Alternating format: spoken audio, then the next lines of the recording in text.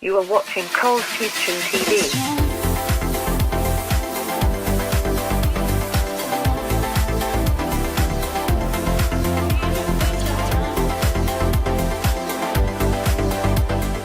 Movies like Ex Machinima have showed us that giving a machine too much cognitive function can really turn out in unexpected ways with unforeseen consequences. But will this reality be our future? In the past couple of weeks, a milestone event occurred in the field of artificial intelligence and robotics. For the first time ever, a robot had passed a classic thought experiment proving that it possesses self-awareness. In this video, we'll take a look at what that thought experiment was, and then take a look at what awareness actually means, before asking some pressing questions, such as, does this experiment prove that robots can be conscious? What is consciousness? And then finally, we'll take a look at the implications. Please take a seat and get comfortable. This video may be of great interest to all curious minds out there. So let's dive in. We got to begin the story with a bit of background. In July 2015, at a robotics lab in New York, a humanoid robot has solved a classic puzzle called the wise man test, showing that it knows when it is speaking. That is, it is self-aware. So here's the basic rundown. 3 programmable NAO bots are told that 2 of them have been given a dumbing pill that stops them from talking. In reality, the push of a button is the dumbing pill that has silenced them. All 3 robots are asked the question, which one of you has been given the dumbing pill? The thing is, none of them knows which one is still able to speak. That's what they have to work out. Unable to solve the problem, the robots all attempt to say, I don't know, but only one of them is able to speak. Upon hearing its own robotic voice, it realizes that it can speak. It uses this new information to correct itself and says, sorry, I know now. I was able to prove that I was not given the dumbing pill. To make this make more sense to you, let's view some footage of the test in action.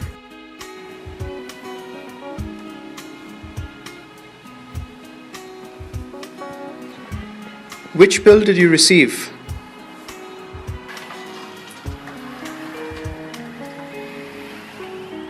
I don't know. Sorry, I know now. I was able to prove that I was not given a dumbing pill. For our human minds, this may seem like a medial and even trivial task, but for a robot, this task is indeed very difficult. It demonstrates an actual understanding of the situation. You see, the robot has to listen and understand the question, which pill did you receive, as asked by the human. It then must hear its own voice saying, I don't know, and recognize that it is distinct from the other robot's voices. Once it understands that it is indeed speaking, it finally has to connect that fact with the original question to conclude that it was the one who hadn't been silenced. Okay, so that's all well and good. But some of you technologically inclined viewers out there would be asking, well, how do we know that this isn't just a bunch of programmed if statements? Well, I'm glad you asked. Let's take this further. How is the robot actually aware? What's the difference between this robot and, say, a robotic vacuum cleaner? For example, when a robotic vacuum cleaner approaches a wall and turns away, it's aware of the wall and hence its surroundings, right? Well, it's not that simple. Let me explain. In the case of the talking robot, after the experiment, the robot actually wrote a formal mathematical proof and saved it into its memory to actually prove that it had understood what just happened. And since the classic 3 wise men puzzle fundamentally requires an element of self-awareness to be passed, the robot is aware in this particular case. But on the other hand, in the case of the vacuum cleaner and the wall, the robot's sensors detect that there's an object in front of its path, and then relay this information back to its CPU, and then a software program instructs the whole robot to turn away. The vacuum cleaner never actually understood what it was doing, and hence, we can't really define such actions as true awareness. Okay, so now that we're clear on awareness, what about consciousness? Is the talking robot actually conscious though? Well, let's take a look at the definition of consciousness according to the Oxford Dictionary. It states, consciousness is the state of being aware of and responsive to one's surroundings. Wikipedia puts it as, the quality or state of awareness, or of being aware of an external object or something within oneself. So within the definitions, we have the word aware in reference to both internal and external things, of which we know the robot is.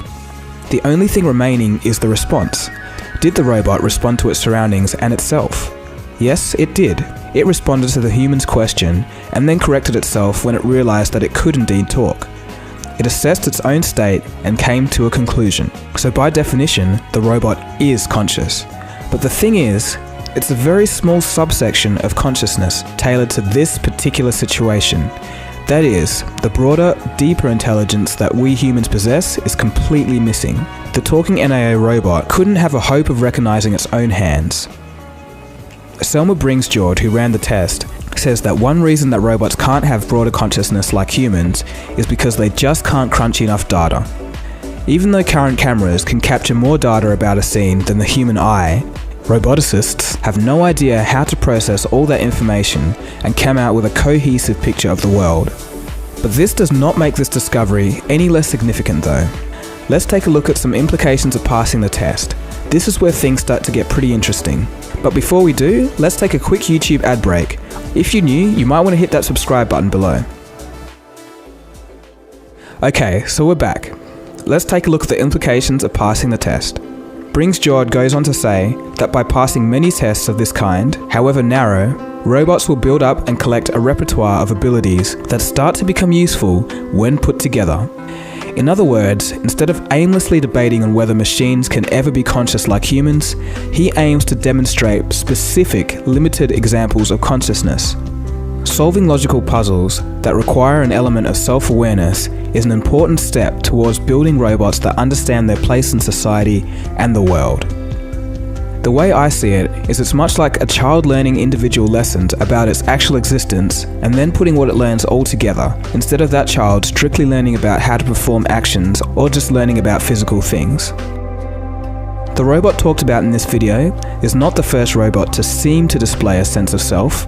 For instance, this robot shown here can make dynamic comments depending on sensory input. Bloody hell. That isn't fair. I should be stronger at video games. I like when you touch me in this way. Yeah.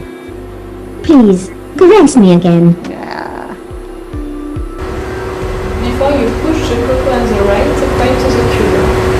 I have understood. Before you push the crook on the right, point the cube. Is it okay? It's right. I will do the actions.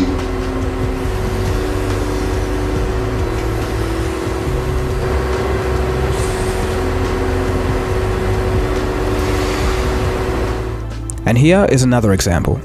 His brain, a mesh of wires, connected to a computer. Hi, Philip. My name is Chad. Hello, Chad. Let's chat. I live in Washington, D.C. I have 2 kids. So. I like kids, 'cause we can play, and I don't... As we chat, Philip's synthetic brain starts humming, building a sort of mental model of me. Facial recognition software analyzes and tracks my face, as speech recognition software transcribes and sends my words to a database for a reply. Just calm down. Before long, we're in deep conversation. Do you agree with Descartes? And I think, therefore I am? Do you think? A lot of humans ask me if I can make choices or is everything I do and say is programmed.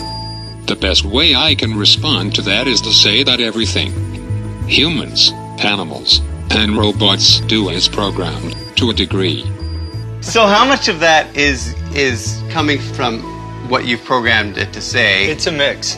Some of it's coming from knowledge on the web, some of it is written. And as my technology improves, it is anticipated that I will be able to integrate new words that I hear and learn online and in real time. I may not get everything right, say the wrong thing, and sometimes not know what to say, but every day I make progress. Pretty remarkable, huh? Wow. The difference between these robots and the robot that passed a self-awareness test is that these robots cannot recognize their own voice. They don't actually know that they're speaking at any present moment. It just seems that way through very clever programming combined with machine learning or a connection to the internet. Think of it like Apple's Siri, Google Now, or Windows Cortana on steroids. Alright, so we're almost at the end of the video, but let's do one final segment before we wrap things up.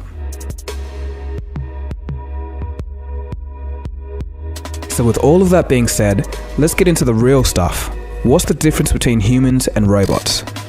Justin Hart from the University of British Columbia argues that what robots can never have, which humans have, is phenomenological consciousness, which is defined as the first-hand experience of conscious thought. For example, there's a subtle difference between actually experiencing a sunrise and merely having the visual cortex neurons firing in a way that represents a sunrise.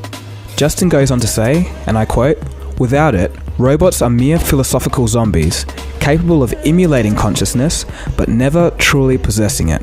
He continues, quote, "The idea requires that there is something beyond the physical mechanisms of thought that experiences the sunrise, which robots would lack." End quote. Another concept that must be touched on is sentience. This concept has fascinated people for many centuries. So what's the definition? Sentience is defined as the ability of any entity to have feelings or subjective perceptual experiences.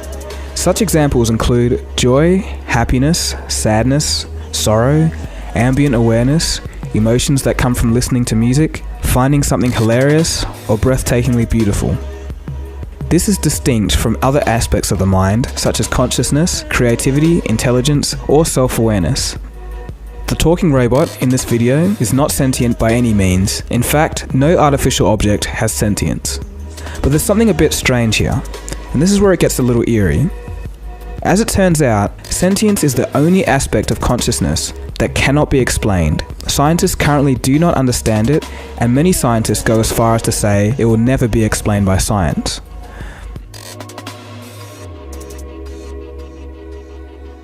So in conclusion, in this video, we have demonstrated that the first truly self-aware robot is indeed also conscious, albeit for a very limited scenario. Before this, nobody actually knew if robots could ever be aware of themselves, and this experiment proves that they can be. So the big question shouldn't be, are we nearing robotic consciousness? Because we're already there. The question should be, are we nearing robotic phenomenological consciousness? The answer is that we're a long way away from that, but these experiments let us know more about ourselves as humans. Looking at it another way, when you take away the social constructs, categories, and classes that we all define ourselves and each other by, and just purely looking at what we are as humans and how incredibly complex we are as beings, and how remarkably well we function, in a way, it's actually really amazing and kind of beautiful too. So smile, because being human means that you're an incredible piece of work.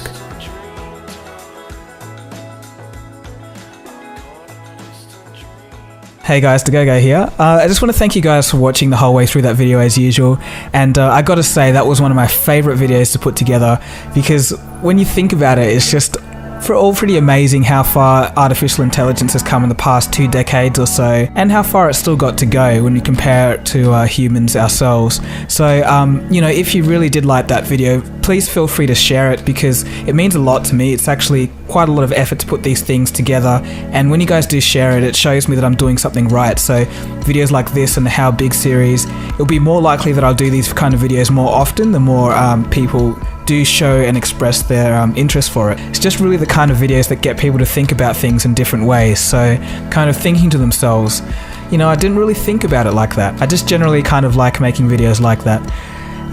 Anyway, I think that's enough from me. So you've been watching Cold Fusion. This has been DeGogo. I'll see you again soon for the next video.